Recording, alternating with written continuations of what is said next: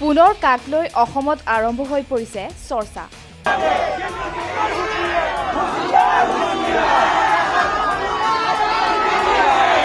আজি ভাৰতীয় জনতা পাৰ্টিয়ে মুকলি কৰা ইস্তাহাৰত এই কথা স্পষ্ট হৈ পৰিছে যে বিজেপি পুনৰ শাসনলৈ আহিলেই অসমত প্ৰৱৰ্তন হৈ পৰিব কাৰ দৰে জাতিধ্বংসী আইন।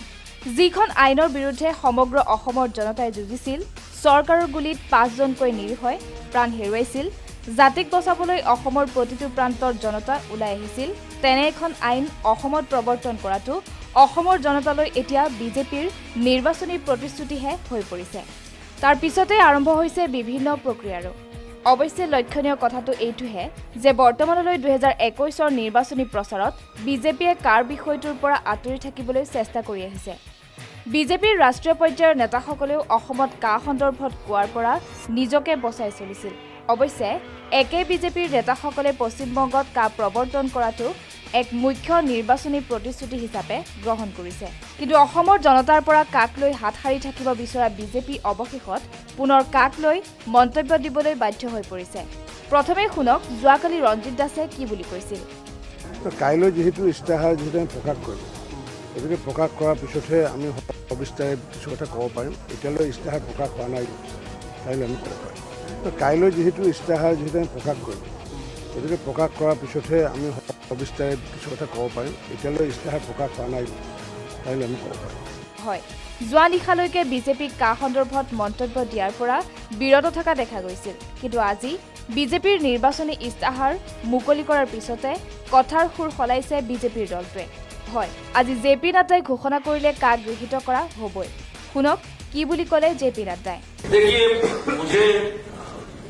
कांग्रेस पार्टी की वैचारिक पृष्ठभूमि पर मैं प्रश्न खड़ा करूं, यह अच्छा नहीं। उनकी बुद्धिमत्ता पर प्रश्न खड़ा करूं, यह भी मेरे लिए उचित नहीं। लेकिन उनको अब यही होता है, अब ये उनका पार्टी का इंटरनल मैटर है, लेकिन जब पार्टी बच्चों को थमा दी जाए तो ऐसी होती है।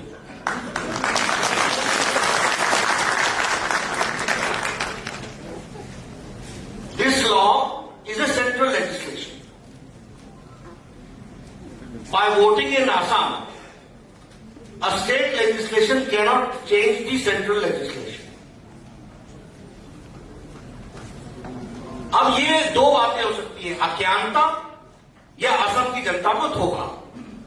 তাৰ পিছতে বিজেপিৰ ৰাষ্ট্ৰীয় সাধাৰণ সম্পাদক দিলীপ শইকীয়াইও কা সম্পৰ্কে কি মন্তব্য কৰিলে তাক মন কৰক। মনত যি ভাৱ আছিলে আগতে কাৰ সময়ত, আজি সেই ভাৱটো নাই। কাৰণ কাক লৈ বহুত বিভ্ৰান্তি অপপ্ৰচাৰ চলোৱা হৈছিল, মানুহ আৱেগিক হৈছিল।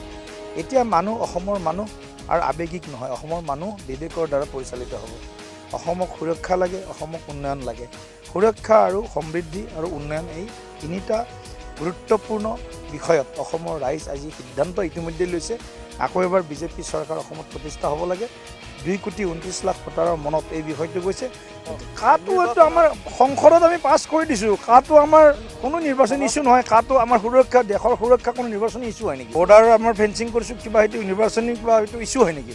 এইটো আমাৰ জাতীয় সুৰক্ষা, আমাৰ অস্তিত্ব, আমাৰ কৃষ্টি সংস্কৃতি আৰু আমাৰ প্ৰতিজন ভাৰতীয় মানুহক সুৰক্ষা দিয়াটো ভাৰতীয় জনতা পাৰ্টীৰ প্ৰথম আৰু প্ৰধান দায়িত্ব। গতিকে কা ইতিমধ্যে আমি কাক ছাপোৰ্ট কৰি কা সংসদত পাছ কৰি এইখন আইনলৈ পৰ্যবেসিত হৈ গ'ল। ৰাষ্ট্ৰপতি মহোদয়ে স্বাক্ষৰ কৰিলে। এতিয়া আমাৰ এটা অলপ কাম বাকী আছে, ৰুলছ ফ্ৰেম কৰাটো। ইলেকশ্যনৰ পিছতে ৰুলছ ফ্ৰেম হৈ যাব। দিলীপ শইকীয়াৰ মতে অসমৰ জনতাই আৱেগৰ বশৱৰ্তী হৈ কৰিছিল কা বিৰোধী আন্দোলন। দিলীপ শইকীয়াৰ মতে কায়ে অসমক প্ৰদান কৰিব সুৰক্ষা। দিলীপ শইকীয়াই জনোৱা মতে নিৰ্বাচন সমাপ্ত হ'লেই গৃহীত হ'ব কা, অৰ্থাৎ কাক লৈ পুনৰ চৰ্চা আৰম্ভ হৈছে ৰাজ্যৰ ৰাজনীতিত।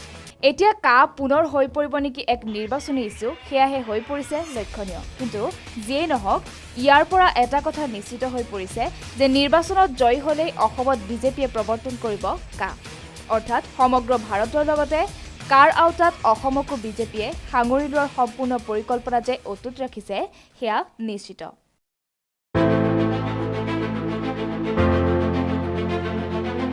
কাৰাগাৰৰ পৰা মই অখিল গগৈয়ে কৈছোঁ।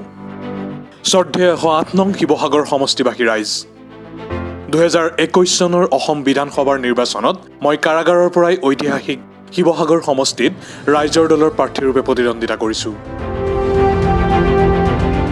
মই যিহেতু নিজে আপোনালোকৰ ওচৰলৈ যাব পৰা নাই, সেয়েহে এই পত্ৰৰ জৰিয়তে আপোনালোকক তলৰ প্ৰতিশ্ৰুতিসমূহ প্ৰদান কৰিলোঁ। বিধানসভাত অসমৰ প্ৰতিটো জাতীয় স্বাৰ্থত আপোচবিহীনভাৱে মই মাত মাতিম আৰু অসম বিৰোধী সকলো কাম প্ৰতিৰোধৰ চেষ্টা কৰিম। শিৱসাগৰ সমষ্টিৰ উন্নয়নৰ বাবে অভূতপূৰ্ব ধৰণে কাম কৰি সমষ্টিটোক ৰাজ্যখনৰ অন্যতম শ্ৰেষ্ঠ সমষ্টিৰূপে প্ৰতিষ্ঠা কৰিম। ৰাইজৰ সুখে দুখে সদায় সমষ্টিবাসীৰ লগত থাকিম। শিৱসাগৰক প্ৰকৃততেই ভাৰতবৰ্ষৰ আইকনিক ছাইট হিচাপে পৰিণত কৰিবলৈ মোৰ সকলো শক্তি ঢালি দিম। বিজেপি RSSৰ সাম্প্ৰদায়িক ফেচিবাদী আৰু সম্পদ বিক্ৰীৰ নীতিৰ পৰা অসমক সুৰক্ষা দিম। শ্ৰদ্ধেয় ৰাইজ, কা বিৰোধিতাই মোৰ অপৰাধ। মোক এবছৰ 3 মাহৰ বেছি সময় পোতাশালত ৰখা হৈছে।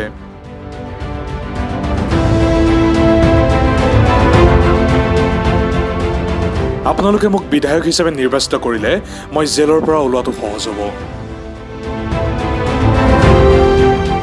মোৰ সপোন হ'ল অসম বিধানসভাৰ প্ৰথমখন অধিৱেশনতেই অসমত কা বলবৎ নহয় বুলি প্ৰস্তাৱ ল'ব খোজাটো। আপোনালোকে মোক ভোট দি জয়যুক্ত কৰক। ইতি অখিল গগৈ।